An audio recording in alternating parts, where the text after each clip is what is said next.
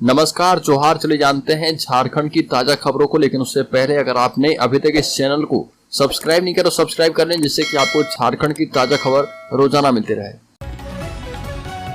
सबसे पहली और बड़ी खबर, हजारीबाग में दिन दहाड़े फायरिंग मामले में झारखंड पुलिस मुख्यालय गंभीर। हजारीबाग में दिन दहाड़े फायरिंग मामले में झारखंड पुलिस मुख्यालय ने गंभीरता से लिया है। हजारीबाग पहुंचे डीजीपी अजय कुमार सिंह ने फायरिंग पर अपना बयान देते हुए कहा कि अपराधी को चिन्हित कर लिया गया है, 2 दिनों के अंदर उसे गिरफ्तार भी कर लिया जाएगा।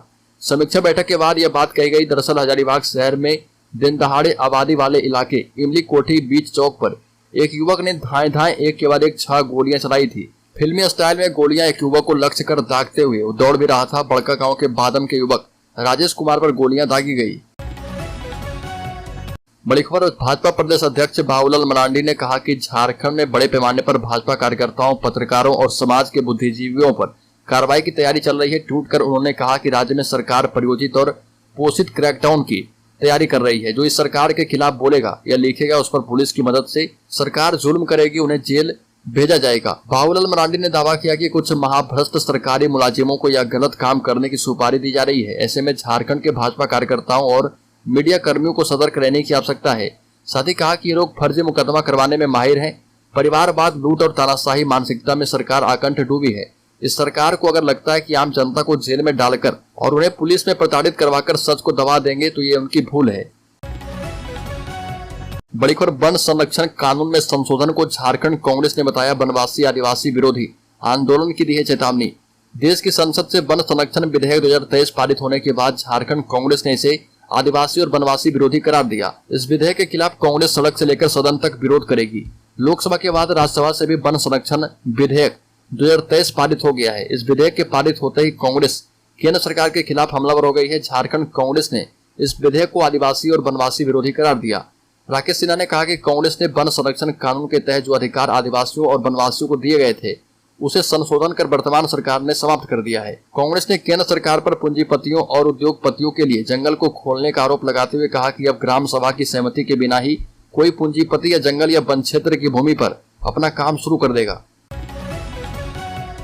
बड़ी खबर, पिछड़ों को आरक्षण की मांग 28 अगस्त को राजभवन के समक्ष महाधरना।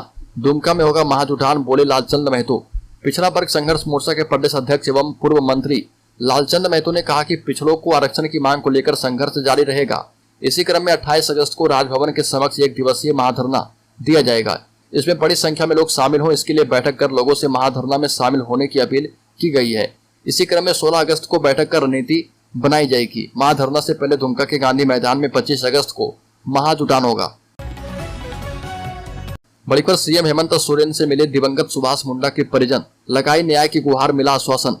झारखंड के मुख्यमंत्री हेमंत सोरेन से झारखंड विधानसभा में सीपीआईएम नेता दिवंगत सुभाष मुंडा के परिजनों ने मुलाकात की। इस मौके पर मुख्यमंत्री ने सुभाष मुंडा के माता पिता एवं पूरे परिवार के प्रति गहरी संवेदना व्यक्त की है। सुभाष मुंडा के परिजनों ने मुख्यमंत्री से मिलकर कहा कि सुभाष मुंडा परिवार का भरण पोषण करने वाले महत्वपूर्ण सदस्य थे। उनकी हत्या होने से पूरा परिवार दुखी एवं बहुत ज्यादा चिंतित है। मुख्यमंत्री ने स्वर्गीय सुभाष मुंडा के माता पिता को आश्वस्त किया कि राज्य सरकार आपके परिवार को हर हाल में न्याय दिलवाएगी। बड़ी खबर, लोकसभा चुनाव से पहले पार्टी को नई धार देने में जुटे शिबू सोरेन। झारखंड मुक्ति मोर्चा की नई कार्यकारिणी का किया गठन। लोकसभा चुनाव से पहले झारखंड मुक्ति मोर्चा के राष्ट्रीय अध्यक्ष शिबू सोरेन ने बड़ा फैसला किया। शिबू सोरेन ने रांची के हरमू में आयोजित बाड़ा में केंद्रीय महाधिवेशन के बाद केंद्रीय पदाधिकारियों एवं कार्यकारिणी समिति के नए सदस्यों के नाम का ऐलान कर दिया है। शिबू सोरेन की तरफ से जो कार्यकारिणी के नाम का ऐलान किया गया है उसमें 8 उपाध्यक्ष, 10 महासचिव और इसके अलावा 7 महासचिव का मनोनयन किया गया है। झारखंड मुक्ति मोर्चा की तरफ से जो पत्र जारी किया गया है उसके मुताबिक नलिन सोरेन, अस्टिबर मरांडी, चंपई सोरेन, रूपी सोरेन, मथुरा प्रसाद महतो को पार्टी के उपाध्यक्ष के पद पर मनोनीत किया गया है। बड़ी खबर, आदिवासी समुदाय को लेकर अपने ताजा बयान को लेकर विवादों में आए जामताड़ा के कांग्रेस विधायक डॉक्टर इरफान अंसारी ने दावा किया है कि आदिवासी राज्य में सत्तारूढ़ गठबंधन के साथ है। साथ ही कहा कि आदिवासियों को अगर उनके किडनी की आवश्यकता पड़ी तो दे देंगे। मुख्यमंत्री हेमंत सोरेन से मुलाकात कर कांग्रेस विधायक ने वास्तु स्थिति से अवगत करवाया और साथ ही आदिवासियों पर दिए अपने बयान को तोड़ मरोड़ कर पेश करने के बारे में मुख्यमंत्री हेमंत सोरेन को जानकारी दी। इरफान अंसारी ने बताया कि उन्होंने बाबूलाल मरांडी पर टिप्पणी की थी, लेकिन इन लोगों ने वीडियो को काट छाट कर प्रसारित किया। इरफान अंसारी ने कहा कि भाजपा की आईटी सेल उनके पीछे पड़ी रहती है, क्योंकि वो इनके सांप्रदायिक एजेंडे को लोगों के सामने लाते रहते हैं। यही वजह है कि उनकी टिप्पणी को गलत तरीके से प्रचारित किया गया, उनकी छवि को धूमिल करने का प्रयास किया गया। इरफान अंसारी ने कहा कि मुख्यमंत्री हेमंत सोरेन ने उन्हें क्षेत्र में जाकर काम करने का निर्देश दिया है। भाजपा का शुरू से ही यही काम रहा। भाजपा वाले कितने तिकड़मबाज हैं यह सबको मालूम है। बड़ी खबर, झारखंड मुक्ति मोर्चा ने आखिरकार झारखंड मुक्ति मोर्चा के केंद्रीय पदाधिकारियों और कार्यकारिणी समिति के सदस्यों के नामों की घोषणा कर ही दी। हेमंत सोरेन से विमर्श के बाद झारखंड मुक्ति मोर्चा के केंद्रीय अध्यक्ष शिबू सोरेन ने नामों की घोषणा कर दी है। रांची में 18 दिसंबर 2021 को झारखंड मुक्ति मोर्चा का 12वां केंद्रीय महाधिवेशन का आयोजन किया गया था। महाधिवेशन आयोजन के 19 महीने से अधिक समय बीत जाने के बाद झारखंड मुक्ति मोर्चा के केंद्रीय अध्यक्ष शिबू सोरेन ने झारखंड मुक्ति मोर्चा के केंद्रीय पदाधिकारियों और कार्यकारिणी समिति के सदस्यों के नाम की घोषणा कर दी है। बड़ी खबर, आधुनिक सुविधाओं से लैस होगा खरसामा स्टेशन। अर्जुन मुंडा ने कहा कि भारतीय रेल के इतिहास में नए अध्याय की शुरुआत। प्रधानमंत्री मोदी ने अमृत भारत स्टेशन योजना के तहत राज्य खरसामा समेत देश के 508 रेलवे स्टेशनों के पुनर्विकास की आधारशिला रखी है। राज खरसामा के हाईस्कूल मैदान में आयोजित शिलान्यास कार्यक्रम में केंद्रीय मंत्री अर्जुन मुंडा भी पहुंचे थे। मुंडा ने पीएम मोदी की तारीफ करते हुए कहा कि पीएम मोदी के नेतृत्व में देश भर में रेलवे स्टेशनों को सभी सुविधाओं से युक्त अत्याधुनिक बनाने का काम चल रहा। इस मौके पर केंद्रीय मंत्री अर्जुन मुंडा ने कहा कि भारतीय रेल के इतिहास में एक नए अध्याय की शुरुआत हो रही है। बड़ी खबर, राधा कृष्ण मठ की जमीन घोटाले का मामला। हाईकोर्ट ने सरकार और सीबीआई ईडी से किया जवाब तलब। हाईकोर्ट के जस्टिस एसके द्विवेदी की कोर्ट में रामगढ़ जिले के राधा कृष्ण मठ की जमीन को फर्जी तरीके से जमीन माफिया को हस्तांतरित करने पर सुनवाई की गई। सुनवाई के बाद कोर्ट ने राज्य सरकार, ईडी और सीबीआई को नोटिस जारी करते हुए जवाब मांगा है। कोर्ट ने 3 सप्ताह में जवाब दाखिल करने का निर्देश देते हुए मामले की अगली सुनवाई 28 अगस्त को निर्धारित की है। इस संबंध में कुमारी प्रीति ने हाईकोर्ट में याचिका दाखिल की। सुनवाई के दौरान अधिवक्ता नवीन सिंह ने कोर्ट से कहा कि रामगढ़ के कुद्दू खुर्द पौजा में स्थित राधा कृष्ण मठ की जमीन को गलत तरीके से जमीन माफिया को हस्तांतरित कर दिया गया है। बड़ी खबर, झारखंड में संगठित अपराध को करेंगे नेस्तनाबूद। हजारीबाग में बोले डीजीपी।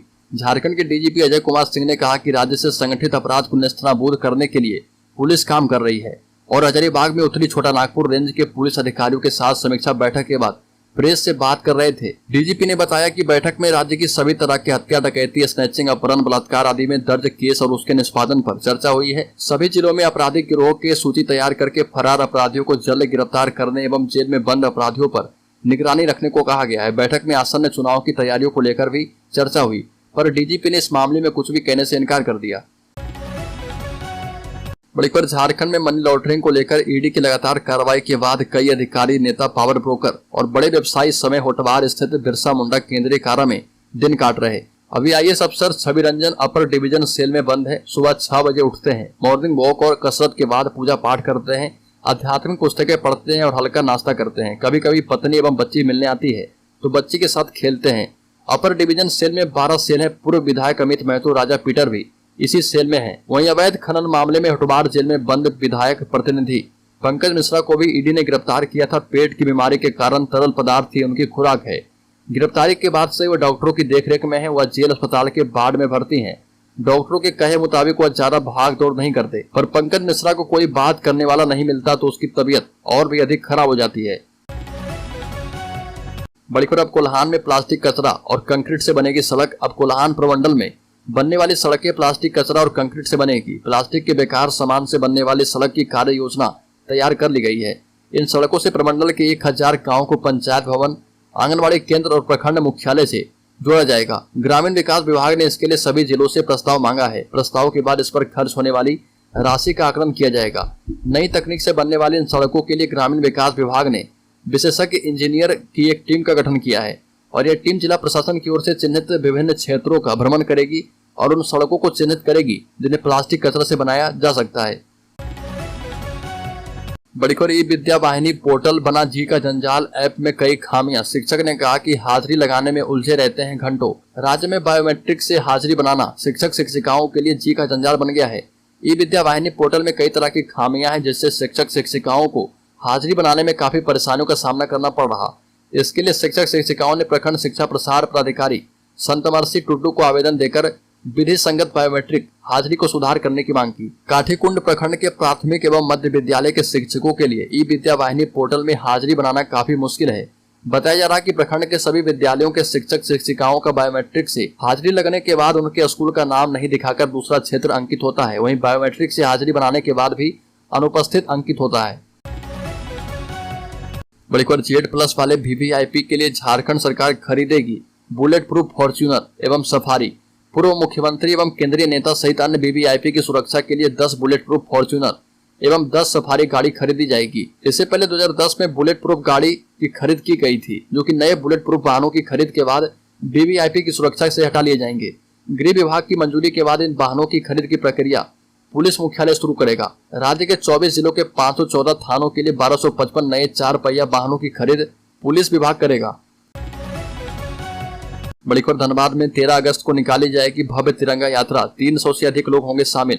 स्वतंत्रता दिवस से 2 दिन पूर्व 13 अगस्त को धनबाद शहर में 25 किलोमीटर की तिरंगा यात्रा निकाली जाएगी। यात्रा में देश प्रेम के साथ साथ देश की खुशहाली की मंगल कामना की जाएगी। इसका आयोजन Rajendra park new town hall परिसर में राइजिंग चैरिटेबल सोसाइटी एवं ट्रस्ट की ओर से किया जा रहा। सोसाइटी के राजन सिन्हा ने बताया कि 13 अगस्त को होने वाली तिरंगा यात्रा से संबंधित विषयों पर सभी सदस्यों से चर्चा की गई। यात्रा में 300 से अधिक सोसाइटी के सदस्य और शहर के लोग शामिल होंगे। पूरी यात्रा के दौरान देशभक्ति गीत बजता रहेगा।